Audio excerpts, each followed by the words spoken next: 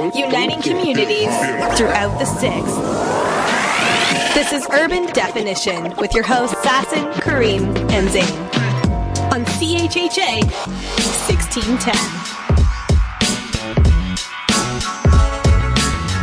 What is going on, ladies and gentlemen? Today is Wednesday, April 5th. You're tuned in to a new episode of Urban Definition, and what I stuttered on there was that this is our first show in April. With that being said, I am joined by my co-hosts, Mr. Zayn Jinnah. Hey, everyone. And Mr. Sassan Mirzai. Hey, guys. So from my understanding, these two guys look really confused right now. So I'm just going to try and make sure to see if all is going well here. Can you guys hear what I'm saying right now? Barely. Barely. That's very great. barely. Your voice is not coming through our headphones. It's through the glass. Really? Interesting. Okay. So, what can we do to fix this? I love we how need a tech guy here. We need a tech guy. Okay, Zayn, you do the news. Kareem, you figure it out. All right, sounds good. What are you going to do, Sass? I'll join in on the talk. So for now, you guys go ahead, and I'll try to figure out the rest. All right, well, here's the news that I found for today. The RCMP has revealed the use of surveillance cell phone machine technology. Chief Superintendent Jeff Adam of the RCMP said in an interview earlier today that the RCMP uses cell phone tracking IMSI catchers on very rare occasions under tight structures and only to draw very limited amounts of data. Now, these machines work by imitating a cell phone tower to all the cell phones in a given radius. The machine was used by force 19 times in 2016 and 24 times in 2015, so much less last year than the previous. Now, Superintendent Adam has said we've maintained use of this device only in serious cases and only when a suspect is using an unknown cell phone for criminal purposes, which has proven both effective and helpful. Now, while the RCMP is a national force, the RCMP does say that it only has 10 such devices, which are run by 24 trained technicians, which isn't a whole lot of staff to run these machines, which means it's a pretty tight operation. However, the RCMP does not use any IMSI catchers technology that is capable of sucking in phone calls, email exchanges, text messages, contact lists, or anything like that. So for the most part, it is still a very tight-run machine. It is safe and secure, and the RCMP is only using it when absolutely necessary. Okay, so the thing I don't understand about this is, in the States, they used to say that this doesn't really work, because I heard, a lady was driving her car, and she accidentally drove into a river, and so her car was, sinking, and she called the cops. She didn't know where she was because she couldn't see the major intersection. So when she called, they were like, just track my phone, and they couldn't find her. It took them forever. Apparently cell phone tracking wasn't perfect enough to pinpoint where she was, so I don't know how this is working. All I'm going to say is if you can send people to the moon, I'm pretty sure this could work. Also, technology has developed since that lady, I'm sure. Yeah, but I feel like that was recent too. That's what shocked me the most. There's a lot of secrets we don't know out there, Sass, with government and their surveillance capabilities. That's really true, though. In other news, 3 cases of measles were confirmed in Toronto. The Toronto Public Health is investigating 3 cases in the city, and now it's 3 individuals. 1 individual contracted it while abroad in another country, and the other 2 were in contact with someone who had measles outside the GTA. And I know recently there were cases out in the Atlantic. I don't remember if it was Nova Scotia or another province, but it was out in the Atlantic. Now, of these 3 people, 1 person was an employee at WestJet, and the other is a student at an elementary school. So, Toronto Public Health has been working with WestJet and with the TDSB and making sure it takes the proper safety precautions and measures to inform and notify people that they have confirmed cases of the measles. Now, for more information, especially for the flights, if you've been on a WestJet flight recently, you can go to the WestJet website, or you can go and check out the article, which I got this from on CP24, and they have a list of flights from Toronto to various destinations, mostly to the Caribbean, of what these flights were and if you were part of a flight that had a confirmed case of the measles. But I thought if you're born in Canada, you have to have the measles shot, so... You do, but you could still opt out of it as far as I know. Okay, so those people... Okay. And Toronto Public Health is saying that anyone who has not had 2 doses of a measles vaccine, MMR or MMRV, or has not had measles in the past is at risk of an infection. Now, I've never had the measles, but I've had my vaccinations. I think I'm due next year for that, so I should be okay. So you should be okay, but just make sure you check with your doctor. And, of course, if you're having any signs or symptoms of it, always contact your doctor and make sure your health is in regular check. Cool. But on other news, which is kind of scary and in relation to health, EpiPen and EpiPen Jr. have been recalled due to a defective part. Pfizer Canada has issued a recall on one lot of EpiPen and one lot of EpiPen Jr. auto-injectors because they may contain a faulty part. The company has said that there have been 2 international cases reported where a defective part prevented the injector from activating, but they haven't confirmed any cases involving these injectors distributed in Canada.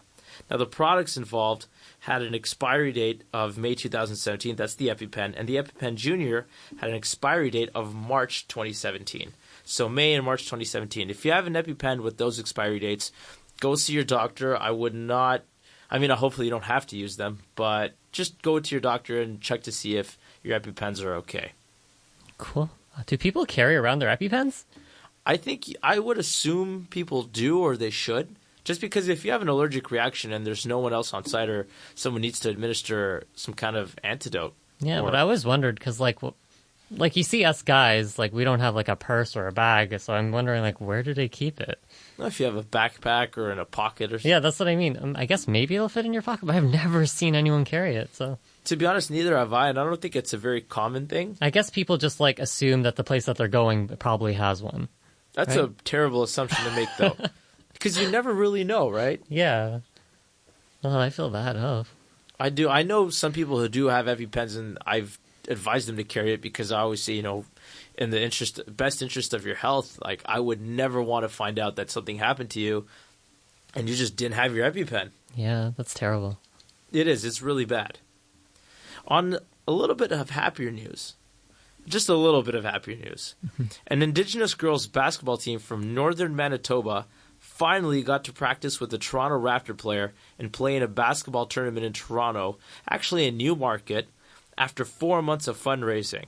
So check this out. Team coach CHHA Davidson has started a GoFundMe campaign in November with a goal to raise $17,000 so that 15 players could play at the IEM Midget Girls Basketball Tournament in Newmarket just last weekend.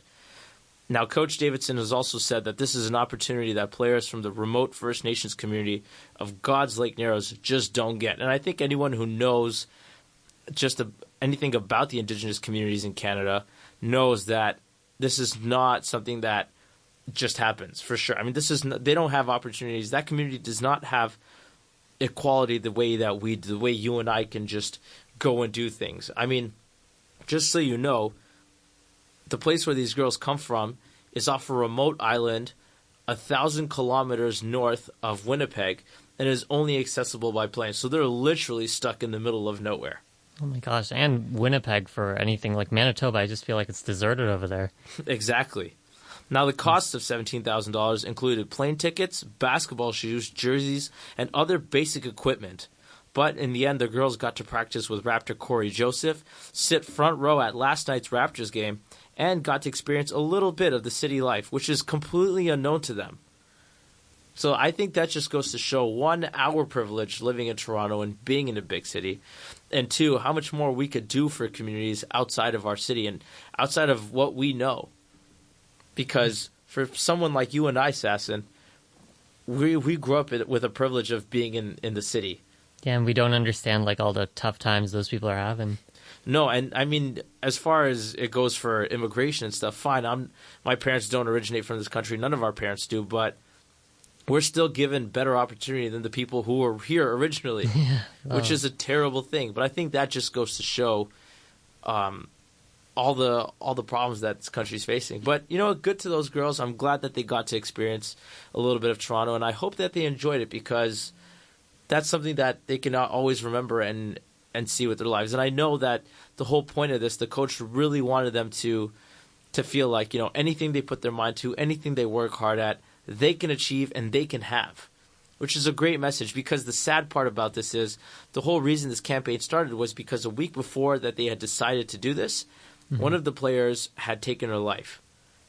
Oh, God. Which is a huge problem in the community. So the fact that they were able to do this and pull this off is a really uplifting story about it. It's amazing. They're probably going to make a movie out of it. I mean, I don't know if they'll go as far as a movie. I swear they made a movie about, like, I swear it was like Mexican immigrants in the U.S. like having a running team or something. He's talking about McFarlane. Oh, is that what? Yeah. Yes, and it was a great movie. Actually, it was a Disney film.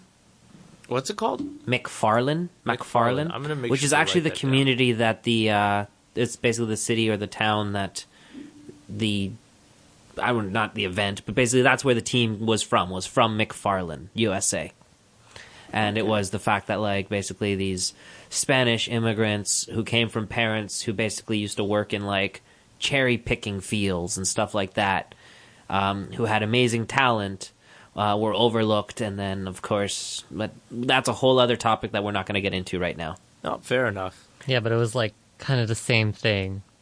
Like getting a whole new experience, a uplifting story. Well, look, if kind of based on Sassan's logic, a lot of what goes on, I mean, whether we're talking about the Boston Marathon getting shot up, they made a movie about that. They did, actually, yeah. Yeah, McFarlane, they made a movie about that. And, Aquila and the Bee, they made a movie about this. Anyways, either way, based on what Sassan's saying, he's not wrong. They probably will be making a movie on this. I'd be interested to watch it one day. Mm-hmm. And if not, we should get the rights. Wow, I can't believe we just went there with that. My goodness.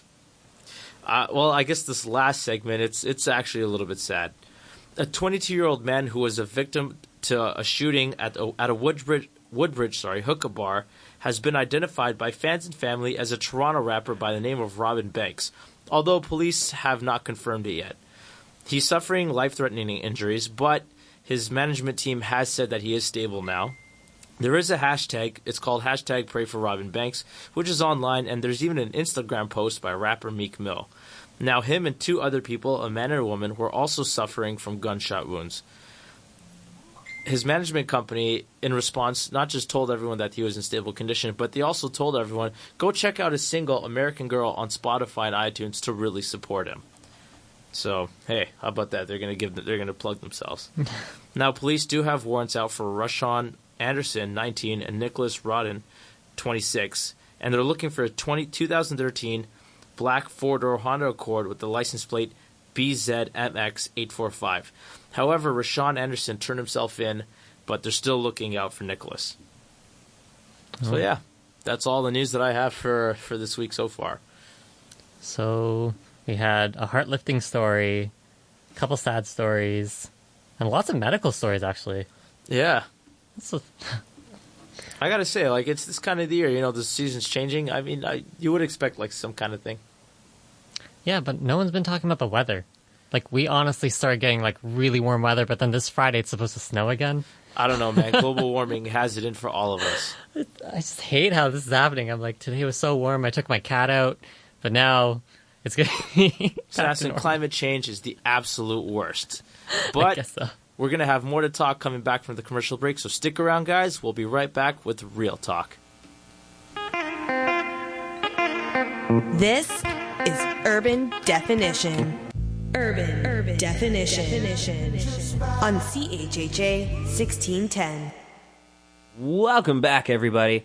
For those of you tuned in, we have just gone through our first commercial break, and we've been experiencing some really rather strange technical difficulties tonight.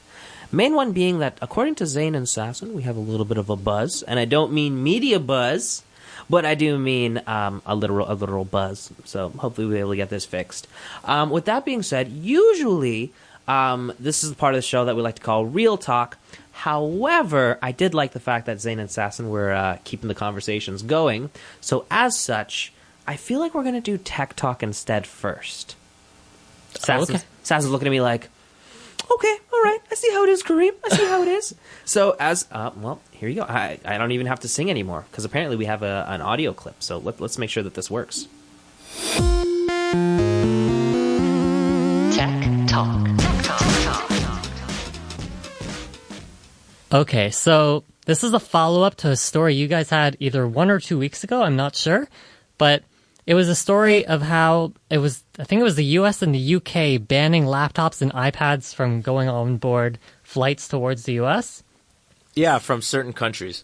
Yeah, so apparently 2 Middle Eastern airlines are actually now loaning out laptops and iPads to people on those flights. So for $5, you can have unlimited Wi-Fi, but I'm not sure how much the loan costs. They didn't really tell us how much that part is, but it's $5 for Wi-Fi throughout the whole flight.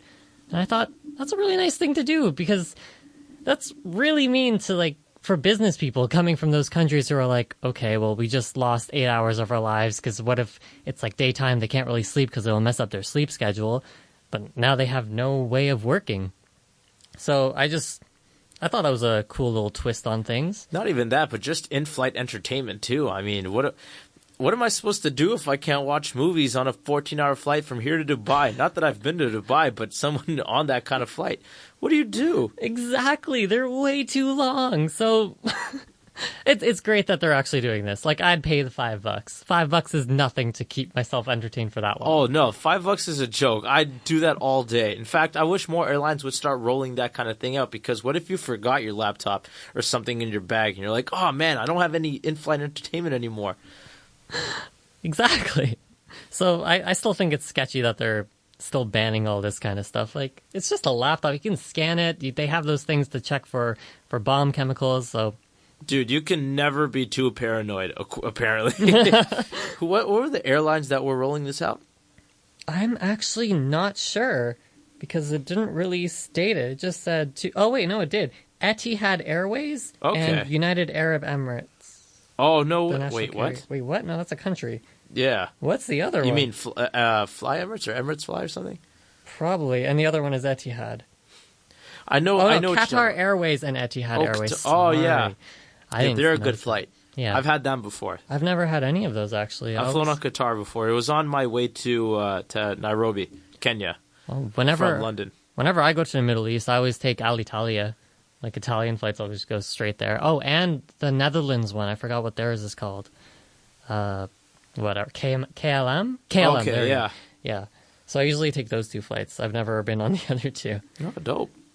But speaking of, like, sketchiness and being paranoid, this was actually something that I remembered from years and years ago. Because when I was a kid, my favorite show on TV was Invader Zim. And it was about this alien and a robot who, like, came to Earth and they tried to, like, invade it, but they were just really bad at their jobs. And the reason this show got canceled in 2001, and you could already tell by the year why it got canceled, it's because parents didn't want their kids watching a show about terrorism. Because I mean, 2001, yeah. Yeah. You know, that was kind of the year. So ever since then, they've only been making comics about the show. So I've been like, I really wish the show would come back. Like, stop being so paranoid. It's a show. Like, look at Pinky and the Brain. They didn't cancel that for that. It was still about terrorism. But the point is, yesterday, Nickelodeon said, hey, we're bringing it back. We're going to make an Invader Zim TV movie. And I said, oh my God, it's coming back. Here comes my childhood. And when you listen to the trailer, it's the same voice actors, I think, because it sounds identical to the way I remembered it. So I thought that was a cool twist. That is pretty cool. Oh, wait, you said Pinky and the Brain was about terrorism? Is it not? Isn't it about the brain trying to take over the world? I love how he says terrorism when in actuality it has nothing to do with terrorism. But well, that's basically what Invader Zim was. Why was that blamed for terrorism? I don't know. I think two mice jokingly trying to take over the world is not the same as an alien trying to take over the world. Yeah, that actually instills fear in people. Did the alien have human-like characteristics? He had a really bad disguise that just made his red eyes turn into, like... And did he have a brain-dead sidekick named Pinky? He had a little robot called Gurr, who was made of trash. But was he brain-dead? Yes. Oh, actually? Yes. I don't know then. He always forgets his brains at home and replaces it with tuna or a cupcake. Interesting. That's kind of odd then. Yeah. But I think Kareem has the point there where it's like two mice. Okay. Nobody cartoon, thinks of mice as... Warner Brothers backing them. I guess, but they had Nickelodeon backing them, so I don't know. I thought it was odd. But anyways, it is odd. We can move on from this. Because the other thing about people being sketchy is Twitter. So you guys know this. When you start a Twitter account, your icon is an egg. Yeah. Yeah, so it's supposed to be like, you have an egg because you're about to hatch. You're about to start your life on Twitter. And once you're, like, ready and you're tweeting like crazy, it's time to, like, upgrade your profile and, like, change your picture, change your banner, change your handle, whatever.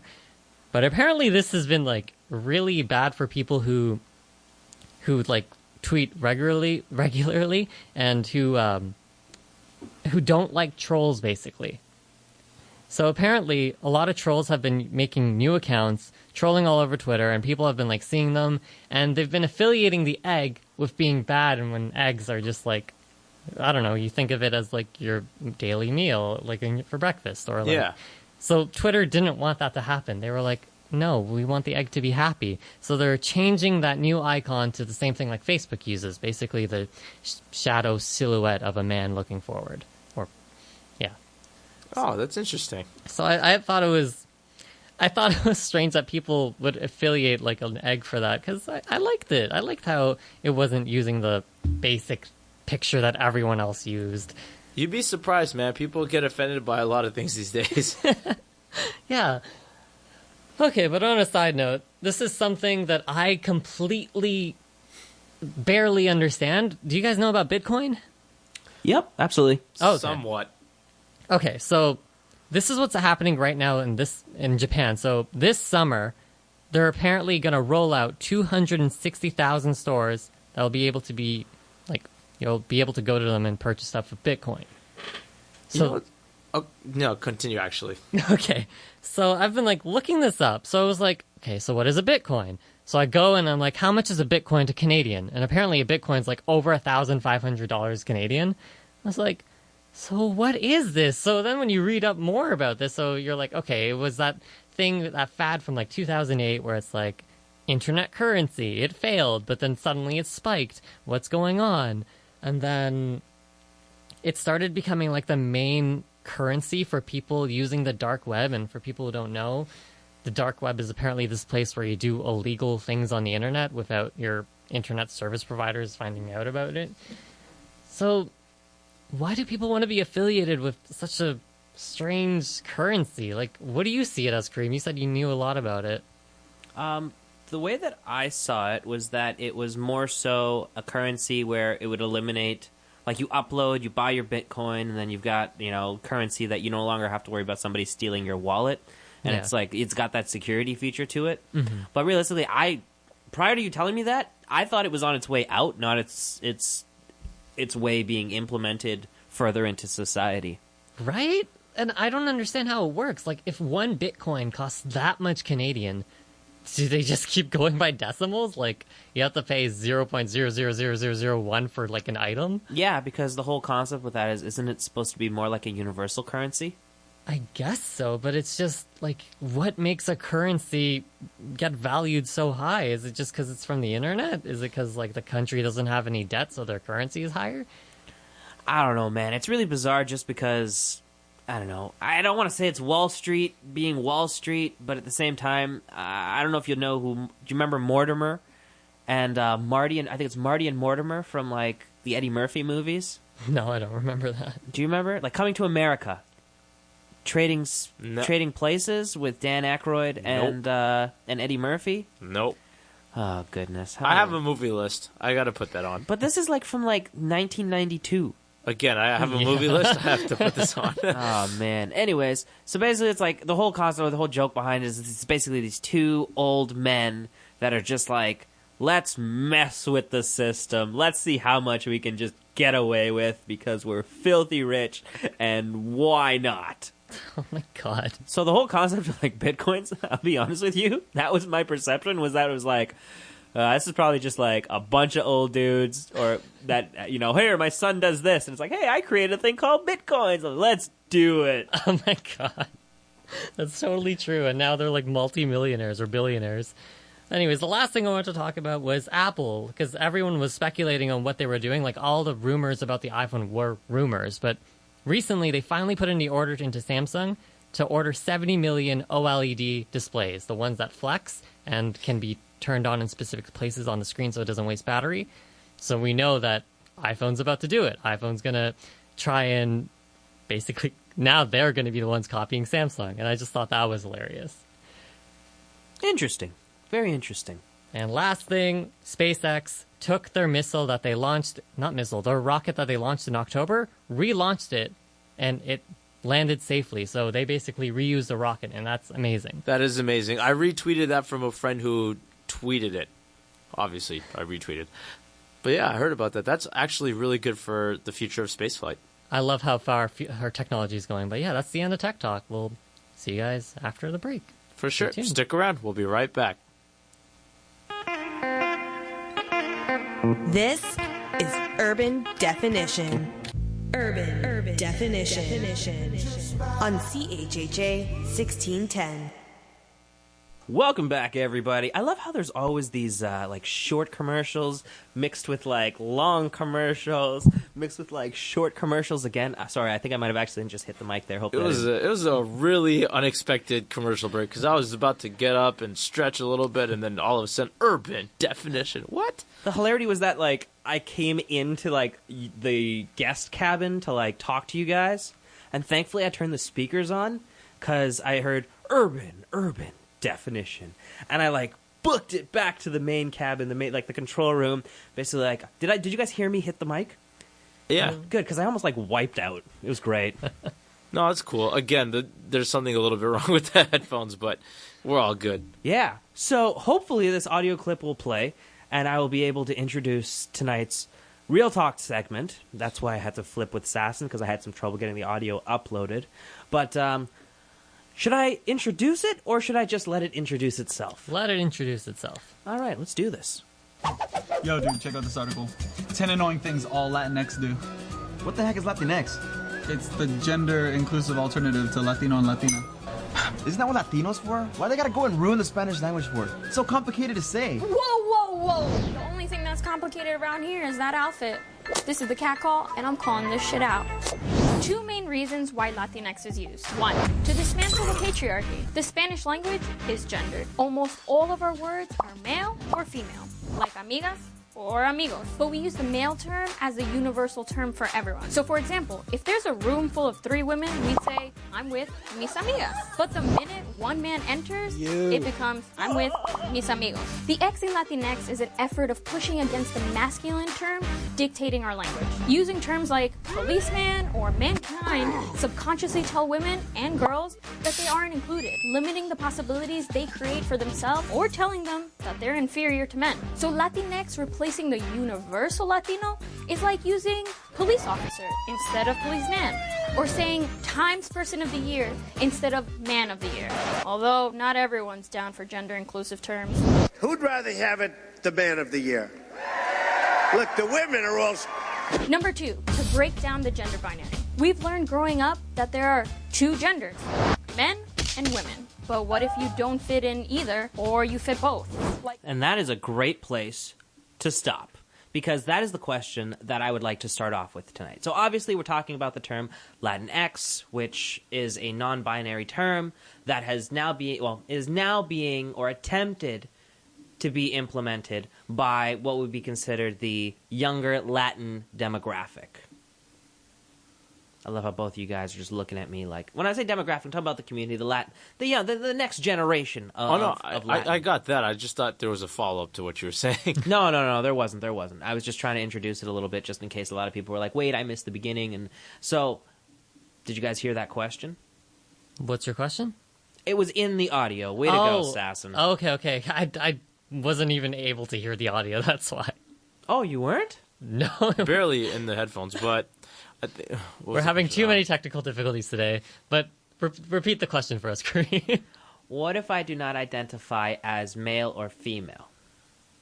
But the problem I see with this is that it's a language. It's like heritage. It's been used for like the past millennia or so however long. Here I gotta interject because this is the part that you missed, and I guess let's blame it on the audio tonight. So the Spanish that is spoken today is not the Spanish that was spoken hundreds of years ago. A lot of the words in today's Spanish are words that are rooted in West African language and a number of other languages. So really and truly, to bring in a new term like Latinx is not degrading or trying to discredit the Spanish language. It's essentially just an extension of an already developing an already evolving Spanish language. But the problem I see with this is that I don't know where she's getting the research from. Because what if this is just, like, the evolution of the language itself? Because let's say... But the whole thing is not the evolution of a language. What this is, and this whole tonight's Real Talk is about, is the term LatinX.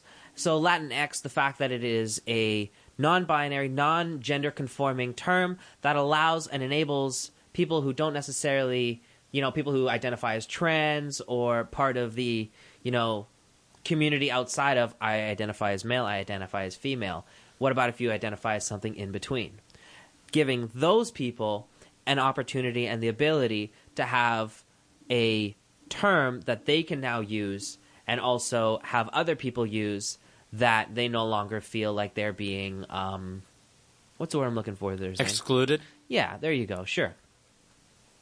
I don't know. The way I see it is that they could have picked a better word, because having the X in it makes it sound too futuristic, it like takes away from the language. Like you say Latino, Latina, Latinx. It doesn't ring. And it's funny because what Sassan is saying was actually answered in the audio clip itself. Oh, actually? It was. Okay. And I feel bad, and in my defense, I did send it to you prior to listen to, so I'm not exactly 100% taking the, I didn't hear the audio. Okay, just tell us what it was.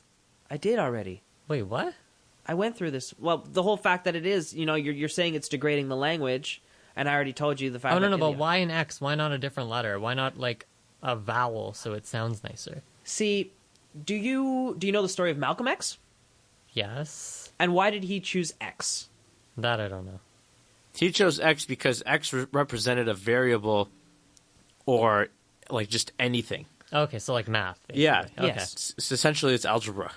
Yeah, but I'm trying to like bring in the whole language into this. Like I'm okay with them like making another. Yeah, word. but you have to keep in mind that this is the younger generation. Yeah. So we're not necessarily talking about, we're talking about people who have been exposed to the Western world, who probably most likely live in America, Canada, and Europe. Mm-hmm. And most likely millennials at that too.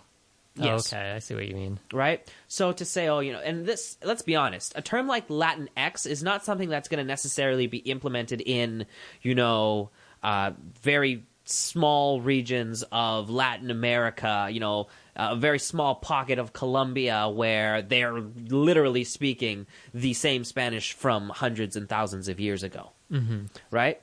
So, but what I do want to do is I want to move away from that, because it seems like we're going to keep going in the same circle with that type of conversation. And what I do want to address is I'd like to touch on old generation versus new generation, because it's evident that in the way that you're approaching this, Sassan, you are approaching it from what would be considered the old generation. Yeah. And with that, I do want to pose the question of conversation. In that, I'm talking about the fact that the older generation, these are not topics that the older generation are necessarily comfortable with talking about. And it's not just a Latin thing, it's a cultural thing. Because I know from a Caribbean standpoint, when you talk about progression when it comes to LGBTQ rights in the Caribbean, the older generation doesn't want to have that conversation. How about you, Zayn? No, the same goes for South Asian and East African as well. I mean, these are topics that are taboo or looked down upon. I mean, most countries in Africa, it is illegal to be gay. So to start identifying yourself as a non-binary gender, that's some next level thing where they're just like, what are you even talking about? And countries like Jamaica, for example, openly embrace the fact that it is a very homophobic country. So with this, what I'm just trying to say and what I'm trying to get at here, or what are your thoughts on, is this something that you think that needs to happen, and that, the older generation, they need to address this, they need to be able to have this conversation? Or do you think that this is something that, this is just something that will evolve with the new generation, the old generation, just keep doing what you guys are doing, don't worry about this, it's okay for you guys to say, I don't understand why you kids do this, I don't understand why you guys are doing this, you guys are doing... Is it okay for them to keep that mentality, or do the older generation need to conform with the trends of today's society?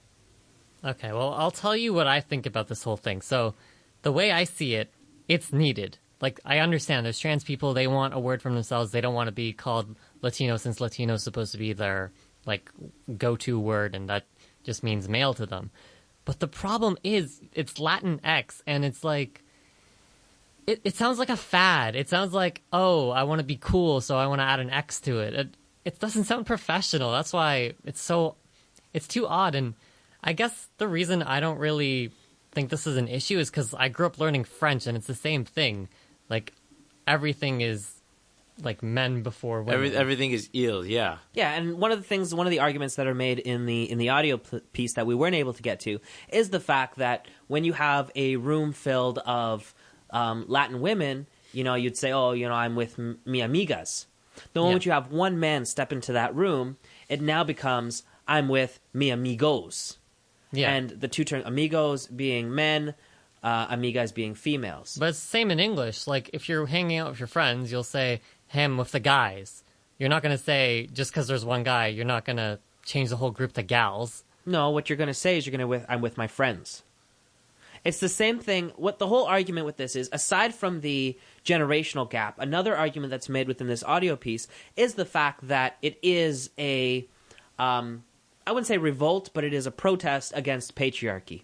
The fact that we live in such a male-driven society, you look at, terms like policeman, mankind, whereas we're looking for, non-conformative terms. So police officer, the human race, instead of terms that are patriotic?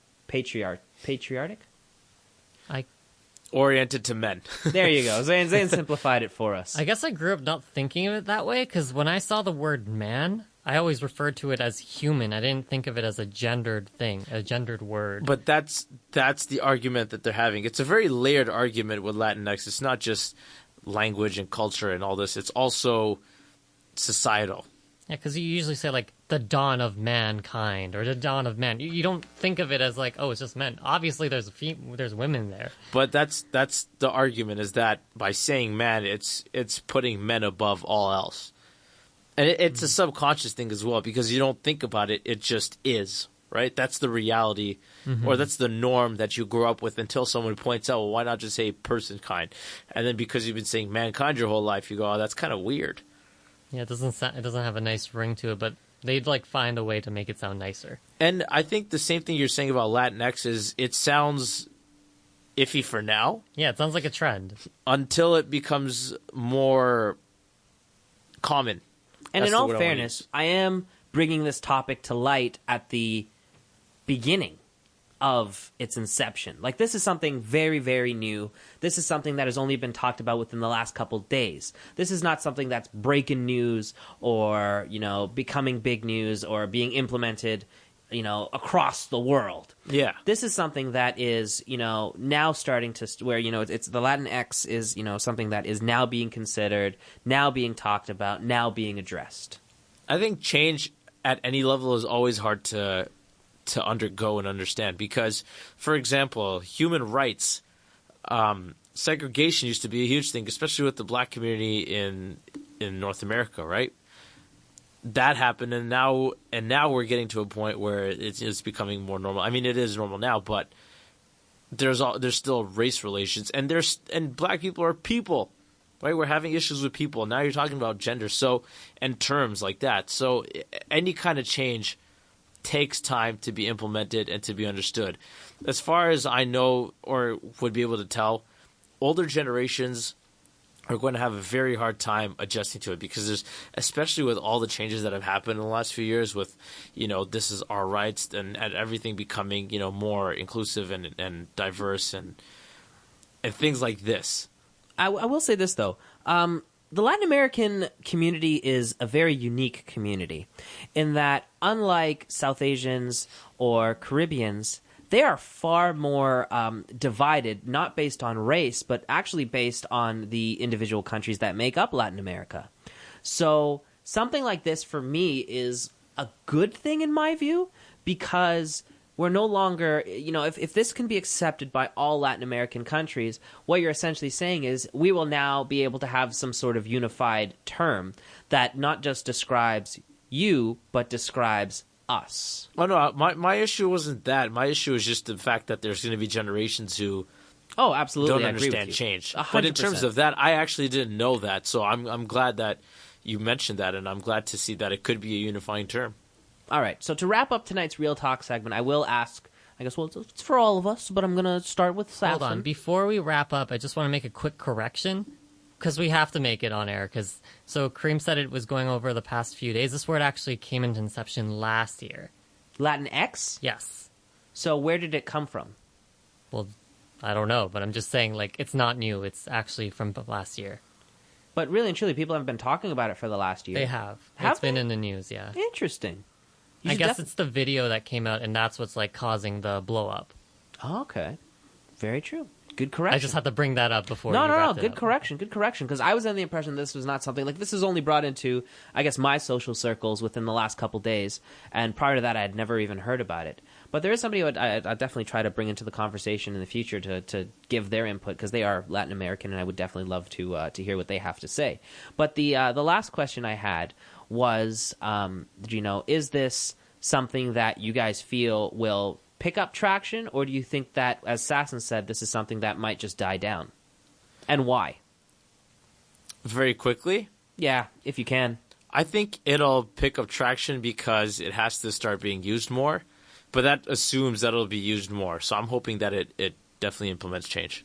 I see it as, like, gluten-free diets. Like, people notice it, and then they realize they research it, it grows, then people realize what it's actually for. So I just think, like, it's going to be implemented, but then later on the word will be changed, and it'll, like, fit into conversation a lot easier than just LatinX, because I still don't like that word, and I feel like a lot of people don't. Fair enough. Well, with that being said, that does wrap up tonight's Real Talk segment. As per usual, we love your input, so feel free to weigh in on any of our social media pages. But we do have to take a break, so we'll stay tuned, guys. We'll be back. This is Urban Definition. Urban Definition. On CHHA 1610.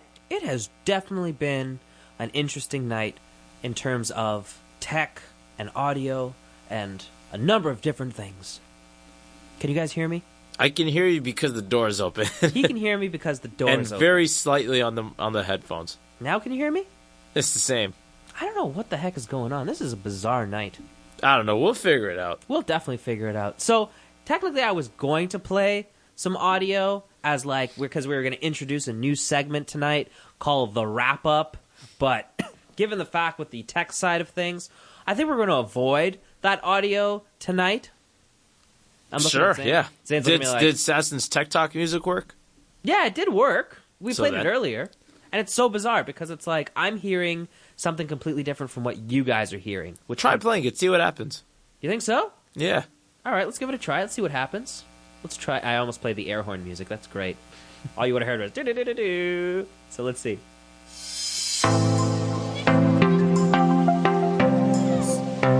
So hold on. This is playing for you? I mean, it's the same as your voice right now, but I can hear that it's working. All right. If it's So- working on your end, I trust it. Okay, so let's give it a try. Tonight, guys, we'd like to introduce a new segment called The Wrap Up. And essentially what this is just a little spot where we try to go over anything, any news that we might have missed, any stories that should have been said on air, any additional tech talk that we want to snore through. I'm totally joking, Sassan. We love your tech talk. Sassan's like, I can't hear you, man. Whatever. So I guess we'll start with Zayn. Zayn, was there any stories that you feel that we missed? I don't think so, but I know you had a couple things you wanted to mention on here. I don't want to hear my voice more, but it's okay. I guess I have to do. A man's got to do what a man's got to do. I'm totally joking. So the first story that I think that we missed tonight was that more than 100 TTC workers dismissed or quit after a multi-million-dollar benefits scam. The Canadian press posted, I guess today, that the Toronto Transit Commission says that more than 100 of its employees have been dismissed or have resigned over benefits claims irregularities. Damn. Yeah, pretty intense. The Toronto police laid criminal charges in July 2015 against the owner of a particular company. I'm not going to say which company it is, but it is a very healthy, fit company. a healthcare product and service provider that the TTC employees frequently got quote-unquote services from. The second story that I think we missed tonight was that a man rents out the back of his SUV on Airbnb for $15 a night.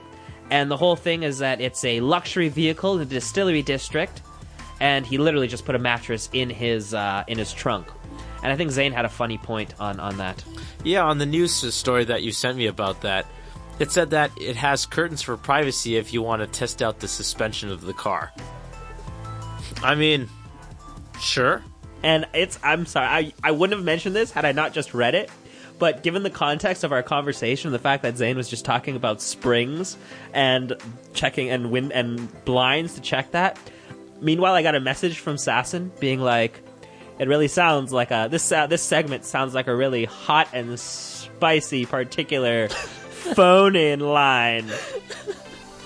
So I don't know, we'll figure it out, but we're testing it out completely tonight. Unnecessary. If you guys are listening on YouTube, let us know what your thoughts are. Let us know if you guys are digging it.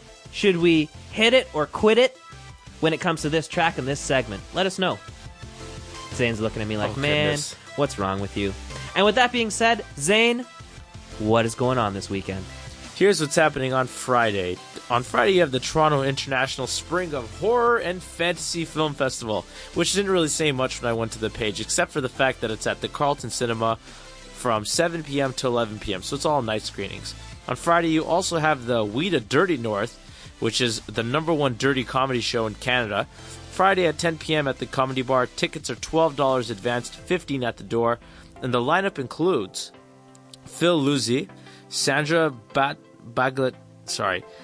Battaglini, I should have known that one, Dave Martin, Richard Ryder, and JJ Lieberman, and other special guests.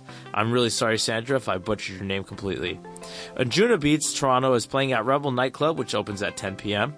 It's the Kensington Crawl Food Tour at from 11 a.m. to 3:30 p.m., and it's basically a tour of all the different cuisines in Toronto's unique and diverse Kensington market. You're going to learn about the history and heritage of the market, meet local shopkeepers and chefs, and indulge in a variety of delicious foods and drinks. There's going to be 8 different food and drink tastings for $65 plus tax. On Friday, you also have the start of the Green Living Show, which is going to be held all weekend, so April 7th to 9th, at the Metro Toronto Convention Centre North Building. Essentially, it's a trade show dedicated to very simple solutions to living a healthy lifestyle. There are interactive exhibits, the latest in green technology, and products of all sorts. $12 online for adults, $15 at the door. It's also the TIFF Kids International Film Festival kickoff, which starts on Friday and continues until April 23rd. It's to celebrate children's cinema from around the world, and the film festival showcases the best in Canadian and international cinema. Now, young members of TIFF can participate through Q&As with directors, actors, and guests, or by submitting an original film through TIFF's Jump Cuts Young Filmmakers Showcase. Tickets are on sale March 8th, which was a while ago, actually, last month. So if you haven't got them, get them. On Saturday, you have the WWF CN Tower Climb, the public run. And for those of you who don't know, it's an annual charity event for the WWF to raise funds for nature and wildlife. On Sunday, they have the Ultimate Climb Challenge for fundraisers. Also on Saturday, you have a children's chess tournament with the Queen of Katwe. It's the Beautiful World and Chess Institute of Canada are partnering to create a chess tournament for students in grades 1 through 8 with Fiona Matusi, who is the national chess champion from Uganda. So she's the one that the movie is based off of. It's going to be held at the Branksome Hall, which is at 10 Elm Avenue, Toronto, from 9 a.m. to 3:30 p.m. And tickets are $50 to play. Attendees have the opportunity to become the pieces in a life-size chess game with Fiona, and all proceeds are going to charity. Parents and guardians are free to attend. Lunch is available on site, and proceeds, as I said before, are going to go to charity. So it's a great event, and I think it's a little bit interesting to go and see the actual national chess champion of Uganda. Yeah. Thank you, Zayn. Thank you. That was great. I actually have always wanted to do a CN Tower climb, but I think you have to raise like $300 to go up. I don't remember. I did it in high school. You've actually got to like climb up the stairs? Yeah, Like dude. 3 years. And it was People so do that. boring. It took me like 10 minutes. 10 minutes Took to you climb? 10 minutes? Or maybe 13 minutes. How is it so quick? I don't remember. It's not honestly. I don't. It's not. You're not running from the absolute bottom to the absolute top. Oh, actually? Yeah. No. Oh, okay. I didn't know that. Yeah. That just killed it for me. I wanted to actually climb the entire That's tower. what I'm saying. I want to take like. I think they've tried. People have tried to do that, and they took like half an hour. Yeah, that's what I want to do. From my understanding, like the shortest, like the fastest person to do it, did it in like, I want to say something. He actually probably did the same thing, like 13 minutes, except he got to the absolute top. But there's actually a point. So if you know the CN Tower, it's actually split up into various sections.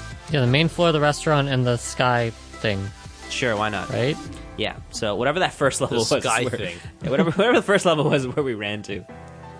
Wait, from the bottom to the restaurant? Whatever the first level was, I don't know. It's been so long since I've been in The CN one Tower. with the windows. I don't know. I haven't done this since high That's school. the only other level. Yeah. Whatever the first level is, that's where we ran to. And that took 13 minutes. I don't know. I don't believe it. I don't either. Because Maybe like we can half do a it. kilometer You know what we should do? upwards. We should shoot a video of this. Wait, half a kilometer? Oh, yeah, then you could do it in 13 minutes. It takes a... Upwards. True. That's why I'm so shocked. I don't think you realize that the staircase is actually like not parallel. No, but like going upstairs, like even at the condo, like going up 42 floors is like crazy. I've done it. You've gone up the entire 42. My dog and Oh I. my goodness. Absolutely. Either way, guys, that wraps up tonight's show. We're ending on the CN Tower tip. If you guys have any input, feel like we should cover anything, let us know. Hit us up on social media. Zayn, how do people get in touch with us? Go to urbandefinition.ca, which is our website, and all our social media tabs are there, nicely set up by Sassan. And you Yeah. can click on any one of them. Comment, tweet, like us, do whatever. Interact with us, get in touch, and let us know what your thoughts are on the show. Sick. I guess that's a good wrap up. It's a pretty good show. Yeah. Other than the technical difficulties Hey, we and did it. my inability to speak sometimes, apparently, because the English language still troubles me after 4 years of getting a degree in English. It's my only language, and I still have trouble with it. It's true. Guys, have a fantastic weekend. Do not drink and drive, because ain't nobody got time for that. Peace, love, learn. We're all students of life. One love, everybody. Take care. Bye. CHHA. This is Urban Definition.